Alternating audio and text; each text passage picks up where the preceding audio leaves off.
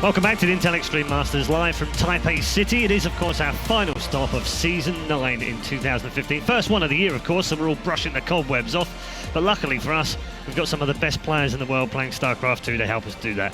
And we've already seen some fantastic games over the last 2.5 days. We're exactly halfway through the week as we head into Group C. Our first matches have already been done, so let's show you the results. We, of course, had Life winning 2-0. Not as straightforward as he may have thought he wanted against 4GG, but nevertheless coming through 2-0.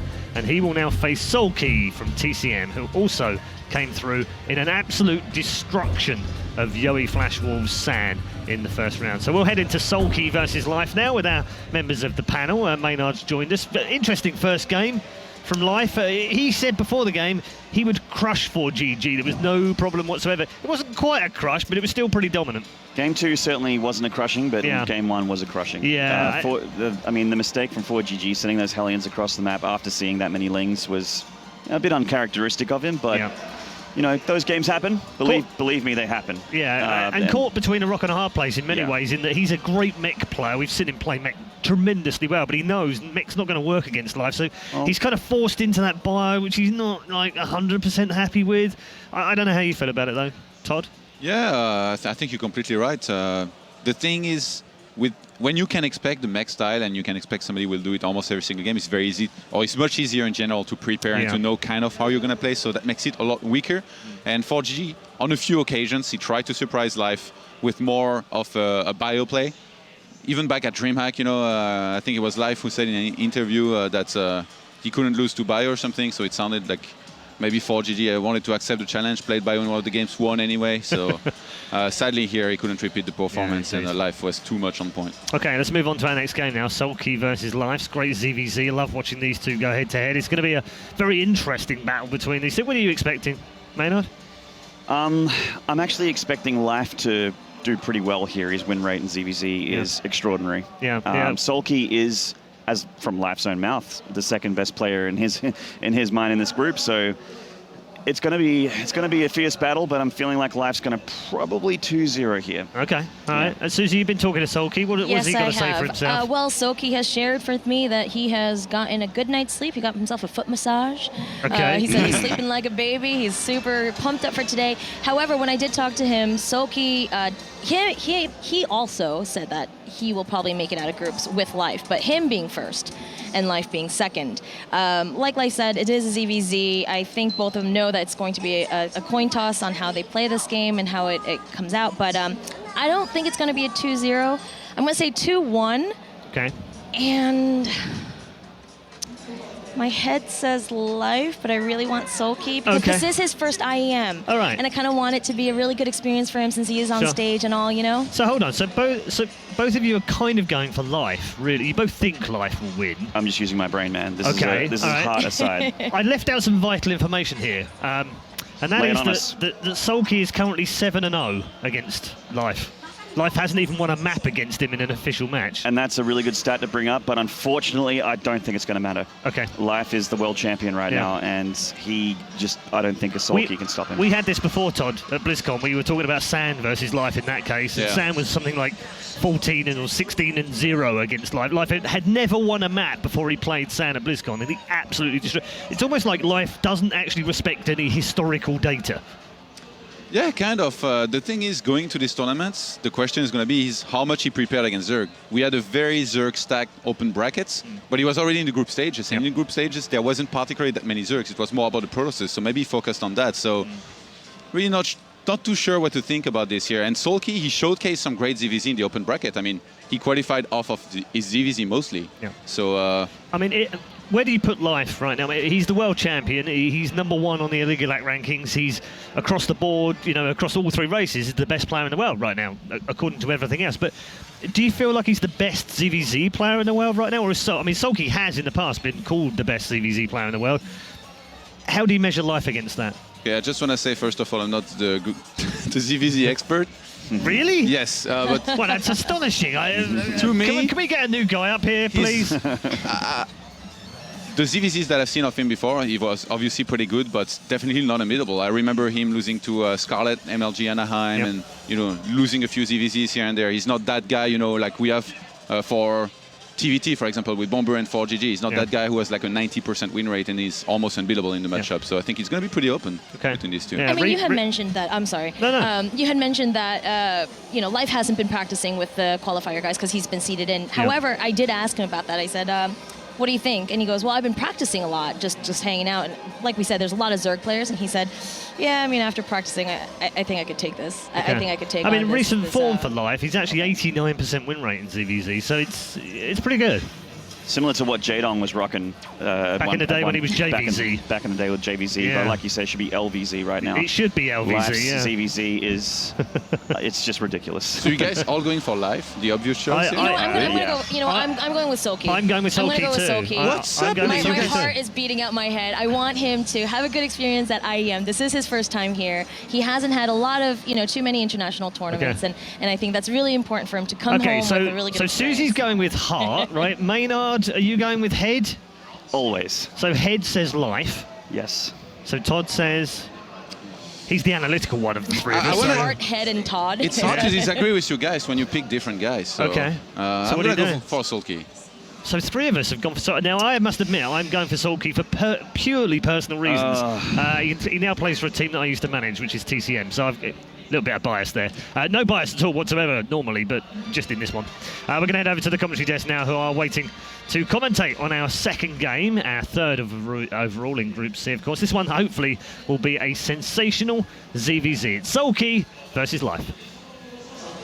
A world champion goes up against a player who a lot have considered to be one of the best in the world at one time.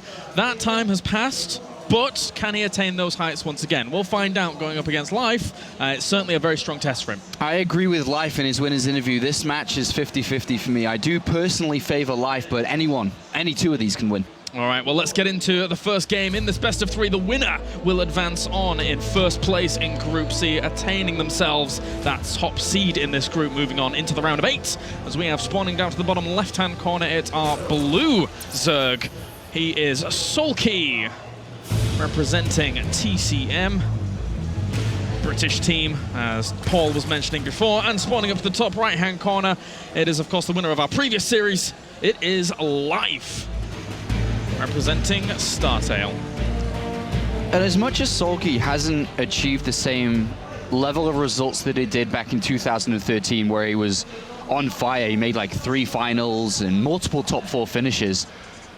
Looking back into 2014, he simply didn't play that many tournaments. He played the GSL 3 times, and pretty much every time he got knocked out by Zest. So it's like, okay, you got knocked out by Zest every time, and Zest was on fire that year. It's very difficult to judge Soulkey based off his results. In my opinion, he is still one of the best Zerg players out there. He just hasn't had the tournaments to showcase it. And now he's here at the Intel Extreme Masters. It's his debut. It's his first time. I think he'll advance from this group, and I think he will really showcase what he's made of. Definitely. I have to agree. The Pro League in the Korean scene is a limiting factor where you don't see many people being able to travel to international events, etc. Soulkey has tried to qualify for Intel Extreme Masters in the past, but has failed. He was pipped at the post more famously, if you recall, by Rogue in the World Championship last year. But this time around, he's here. He's in the round of 8, 16 even, and looking to advance on. Yeah, he played, including this qualifier for this event, 7 in total qualifiers to try to get into the Extreme Masters, and he failed to qualify for this event. He had to travel over for the open bracket, which he made it through yesterday, the day before even. But these two builds shaping up now. Spawn and pull first into Hatchery. And then we do see Soulkey, who's taken the gas a little bit earlier on, opening up his options more so than Life is.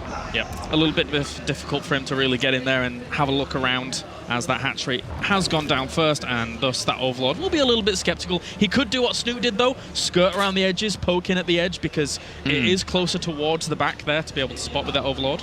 Big difference between the two of them here. Soulkey's chosen to build a set of Zerglings where Life hasn't. Soulkey wants to know what Life is up to, gas or gasless, compared to Life, who's just like, I'm taking my gas here, I'm going to add on drones instantly, and I'm not so worried about getting in as soon as possible, but focusing much more on his income.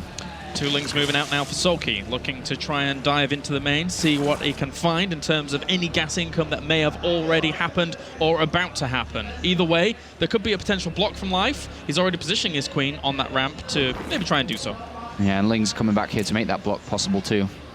And even going to chase onto creep now. A little bit more mobility here, but very careful and cautious with this queen movement, as the Lings have already positioned themselves nicely on the ramp and should be able to fend this off. Well done there by Life. Both players completely in the dark. Neither of them know each other's gas, and we already have Zergling speed on the way for Soulkey. So no information given. Oh, but he does let it slip through at the end there, so we'll notice that gas has been mined. He knows that gas has been mined, and he knows that speed is roughly 60 seconds or so away, but he doesn't know if the units that just popped out of that hatchery were Zerglings or drones, because he could be already piling up Lings for a big attack. So he instantly throws down the Bailey Nest in reaction. He's got to be safe. He's got to be cautious here. Definitely. Two queens positioning themselves at the front as well here for Soulkey, just to add to an extra little bit of a buffer if anything were to happen. But Life, meanwhile, throwing down his own Bailey Nest at the front of his base, limiting a bit of that surface area. He's to get some info. And they see already a decent amount of drones, and they're going to see drones popping from the hatchery as well here. And you don't just build one drone and then a bunch of Lings. He's going to know that Soulkey's droning quite a bit now, and Life has chosen to add on 6 Lings, 8 Lings.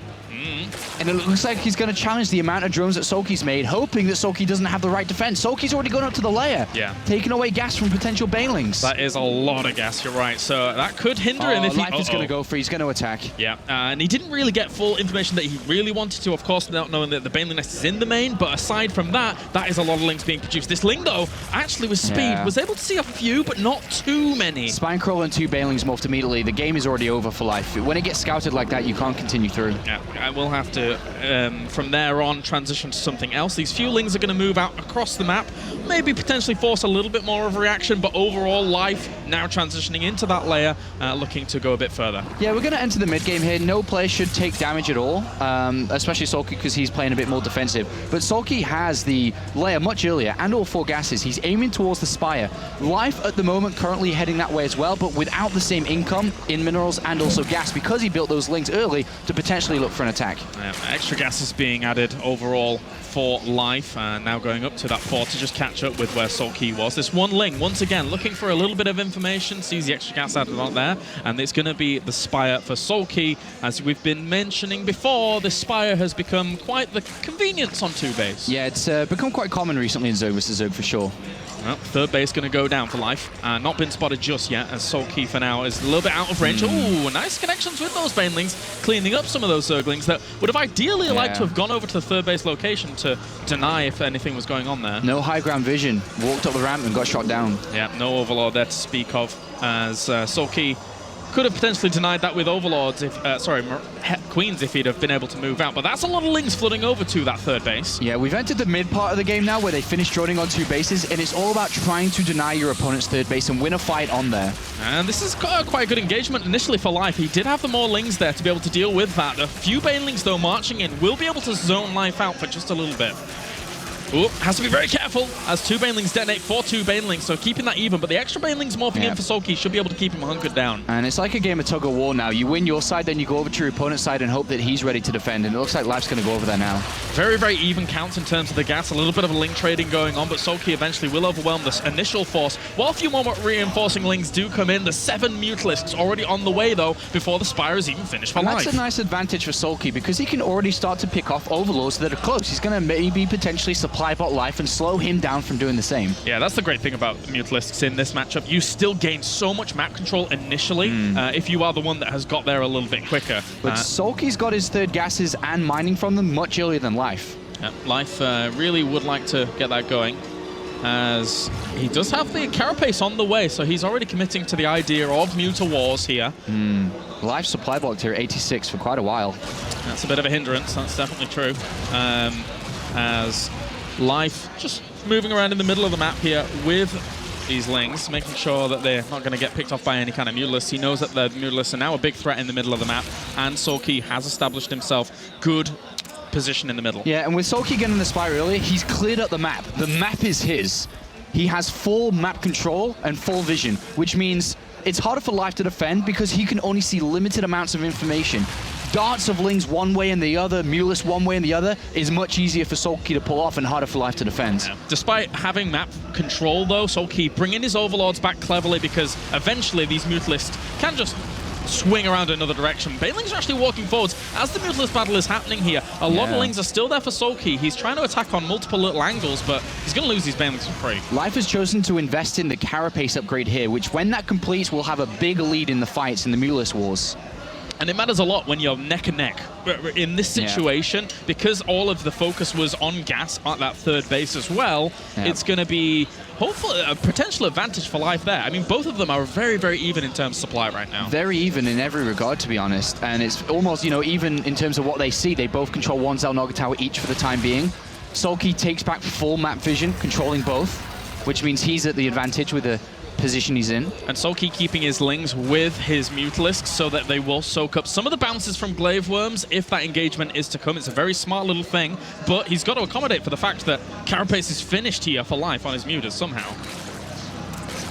Just looking for an opportunity here is Soulkey with the map vision that he's got, trying to dart to the main base here, but is stopped, so he's going to go around the left-hand side to the third, but also is going to get met by Life, who is equally defending with the types of aggression that Soulkey's attempting to pull off. Trying to grab the queens there, limit a little bit of the production from Life, but no success, no cigar. There's a lot of army here for Life is pushing across the map. He's getting into aggressive positions. Well, he's got that +1 Carapace. He can fight better than Soulkey can. Yeah, he's also started +1 weapons as well, so even when the Carapace finishes, eventually there would be another window if he's not able to do big damage here. These Banelings are very, very important. If he can kill off the Lings on the ground, that would be very, very nice for him here. They will zone out at the bottom. A big, big engagement going down. Very close numbers in terms of the Mutalists, but will the Carapace win out in the end? The Banelings should be able to do a lot on the ground if they're just zoning out, and by the looks of things, the Mutalist count is still dead even, 13 to 13 on the field. 3 queens in support there did a lot for Soulkey, but Lings are starting to break through. And they will get into the main. If they could kill off a queen or two there as well to limit some production, that would be nice. If you get the queens, limit that production, moving on forwards. Look at the supplies. Great move from Life. He took the fight and it was very equal on the edge of creep for Soulkey, and then he sent Lings to the main base, which had to be chased. And then the Mutalist went to the third, picked off drones, 10 drones, picked off a couple of overlords.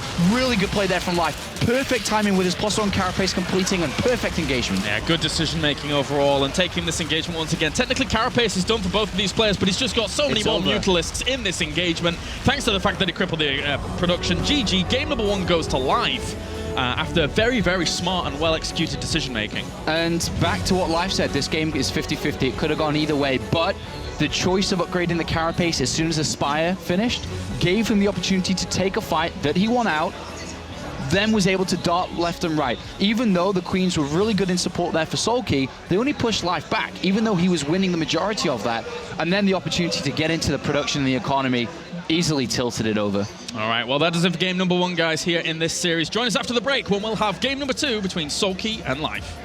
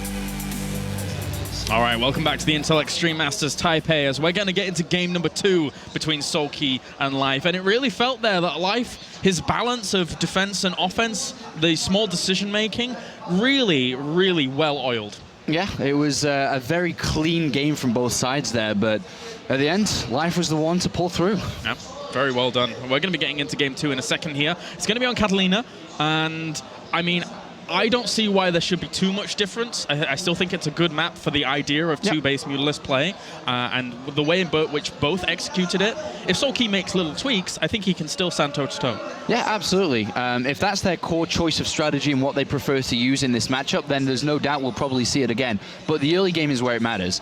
Both opened up pretty safe in the last game. Do they want to try to take a risk in this one? Well, we'll find out. Let's get into it. Game number 2 between Life and Soulkey. Life currently 1 game up, and in the end is 1 game away from the round of 8. As we have spawning on the left-hand side, this time in the blue, it is Life representing StarTale.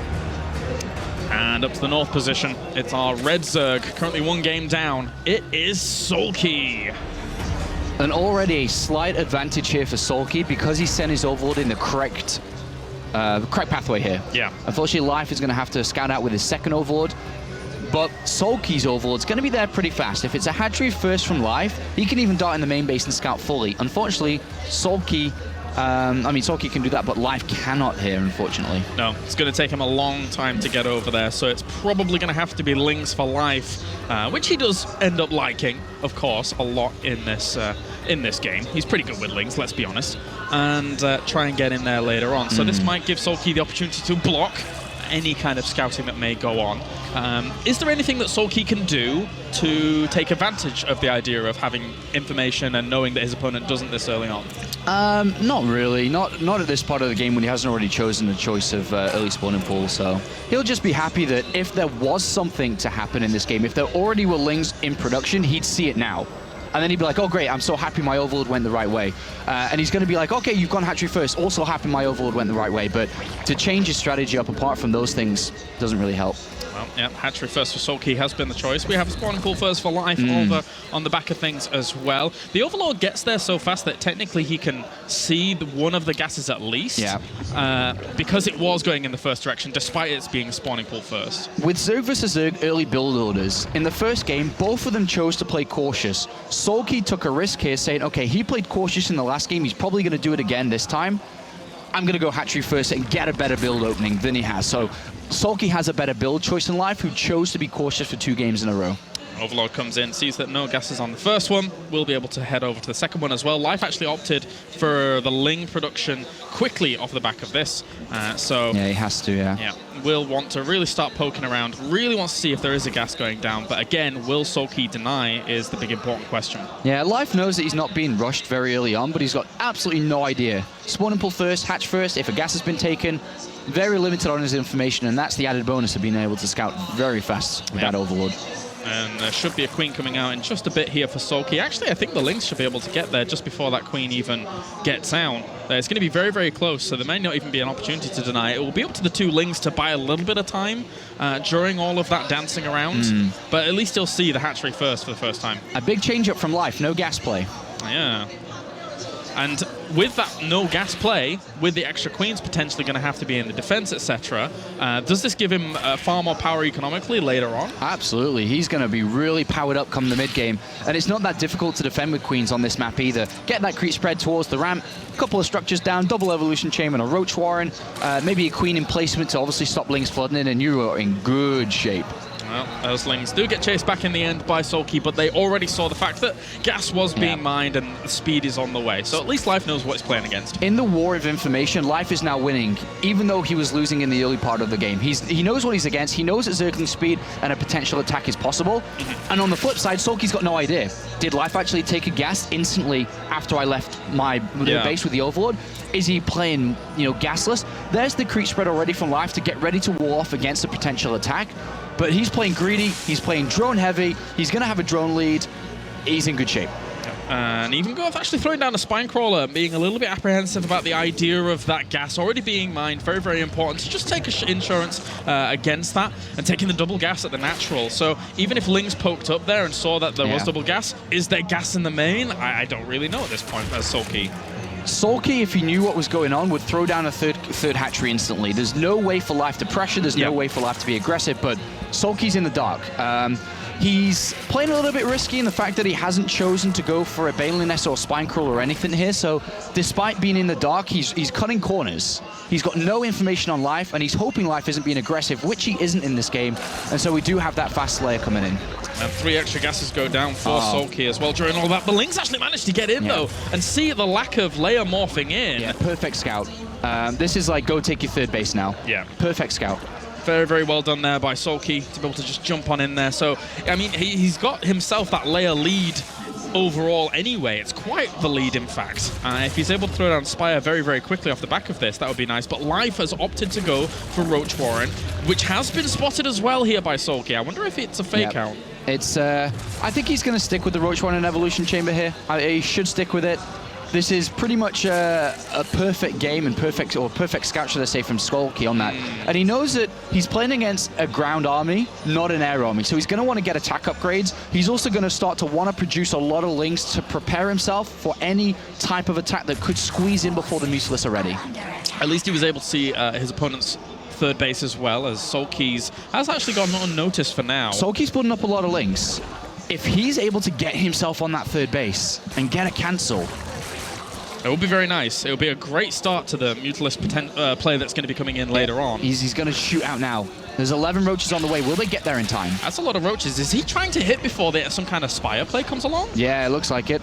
Well, the Spine Crawlers are already in place for the defense. He actually pokes forwards with this Link, sees that many Spine Crawlers being added on, and without seeing the Spire, can anticipate what's going on. Soulkey's going to go for the Queens. He's trying to get the best of both worlds here, but he may not get the hatchery. He needs to get the hatchery. He should have just gone straight for it. He tried to gamble to get both, but there's transfuses available. Will he be able to do this? There is but he decides to just cancel and restart. So that is a good delay there for Soulkey. Again, there was transfuses available, but do you really want to be able to have to use those without the full guarantee that you're going to be able to save the hatch? It's debatable. All right, well, third hatch down here for Soulkey.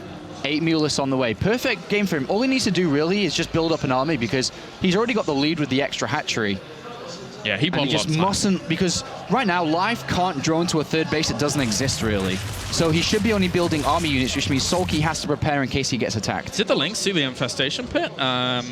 It looks like they may have done at the back. No, I don't think he did. He didn't see the infestation pit going down at the back. And that's basically Life's answer to these Mutalisks once they accrue numbers. But Soulkey is just using them how they were used maybe like a meta ago, which is to just kill off Overlords, control the middle of the map, and then transition onto Roaches. That's right. So all that Soulkey's planning to do is kill Overlords, take full map vision, force out a lot of Spore Crawls, force out a lot of anti-air, and then switch away.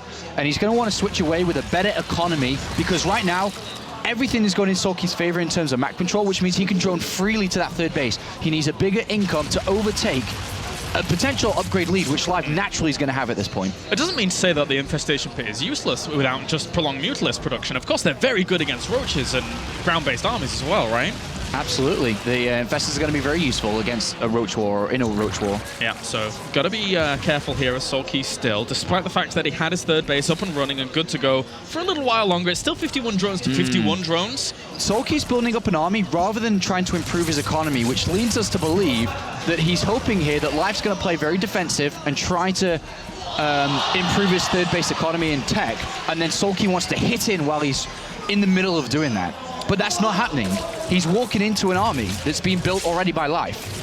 And how many queens did he actually have out there? Okay, it's on 6. It's almost like they're both trying to build an army to jump on your opponent while they're droning, but neither of them are actually droning heavily. Until now, where Life squeezes out 10. That's a nice little boon if you can get those out and keep them uncontested.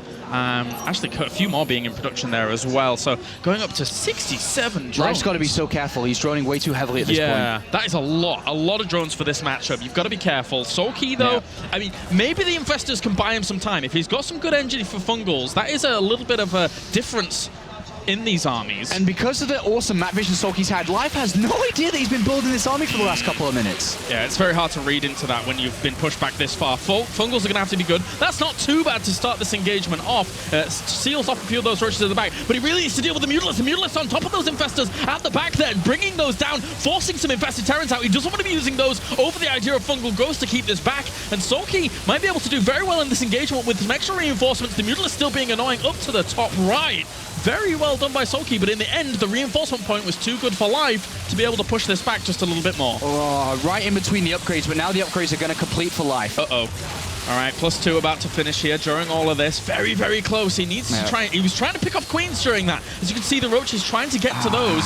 But again, with +2 now finished up and the reinforcements still coming out for life, he will hold on well. That was the one opportunity there for Soulkey in this game. He's behind in economy, he's behind in tech, and he's behind in upgrades. If that attack worked, it would have been brilliant. It didn't work. Now Life is flying ahead and looking at that 2-0, looking at that first place, looking at another top 8 here at the Insight Stream Masters. Yeah, the window was there, but Soulkey just barely missed it, scraped by as Life now up in terms of supply. 24, 25, 30 Roaches on the field with even the 3 Infestors still alive, accruing energy, making it harder and harder for just Roach-based play to succeed. And Life is just building up one last army to kill off Soulkey. Because when you try to do that type of attack, you cut off your economy and tech and so on.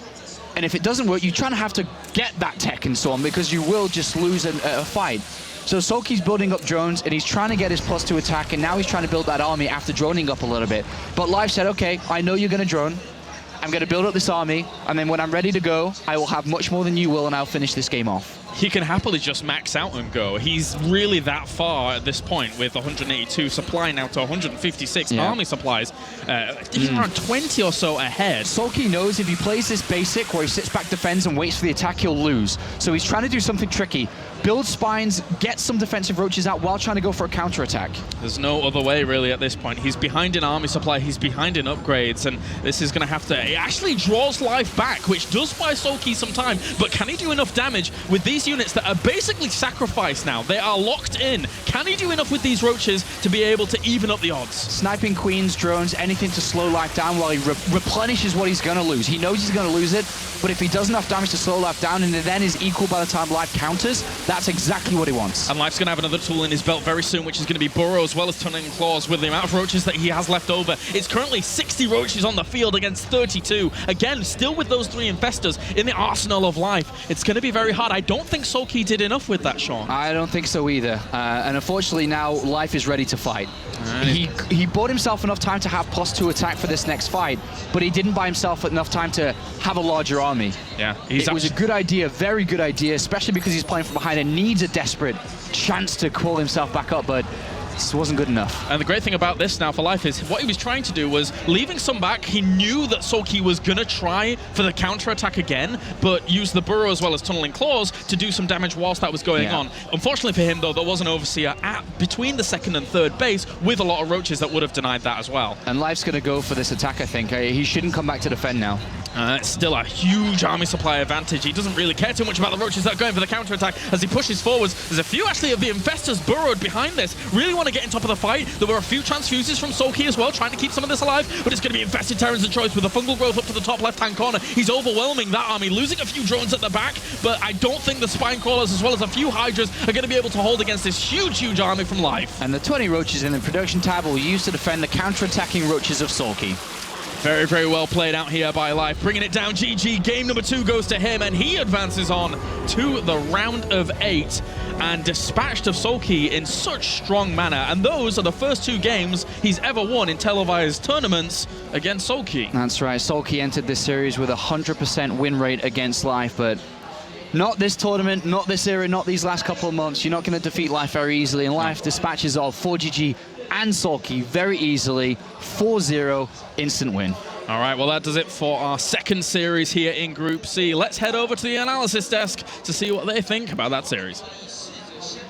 Thank you very much, James and Sean, there on the commentary desk. Thanks to them for upper bracket final is the victor. Life once more.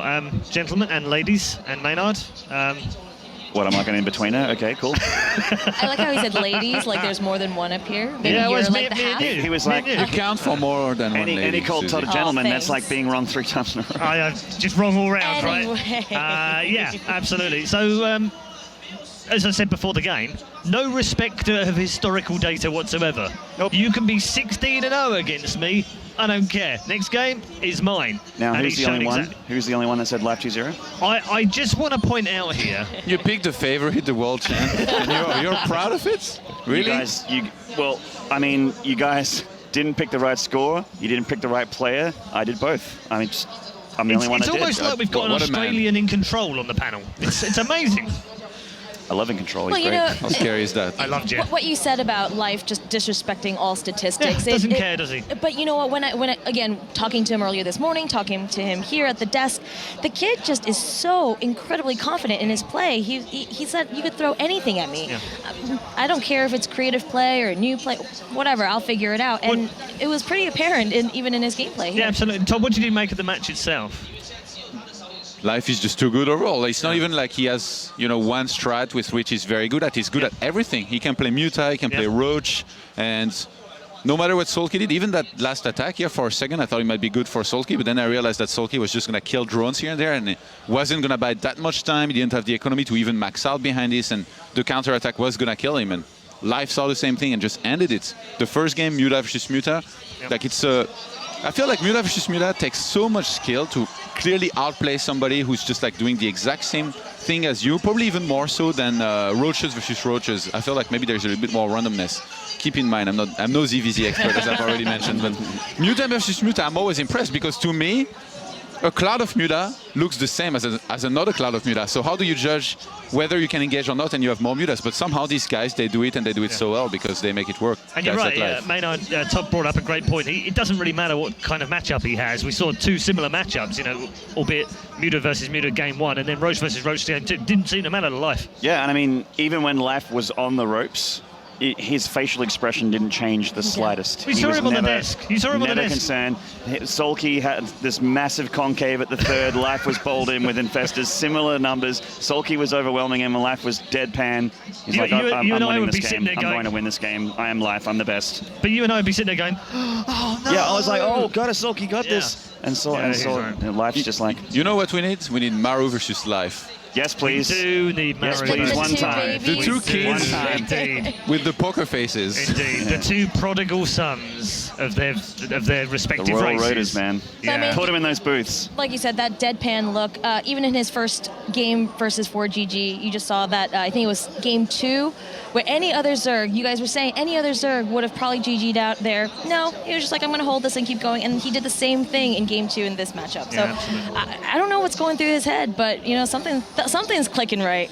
Something money. Is clicking right. Money. WCS points. Money's money. Well, there's plenty of that on the line. $10,000, of course, goes to the winner, which would make Life the third most successful player in history on earnings alone, prize money alone. So plenty of stuff for him to get his head into. And also another title, of course, would make him the only man other than Hero to have won more than one Intel Extreme Masters. He's well on the way. He's the first man out of Group C, and he's into the round of 8, which will be shown tomorrow. Quick break coming up, and then we'll have our final game in Group C, and we'll also update you on all of the results so far. We'll see you in a few.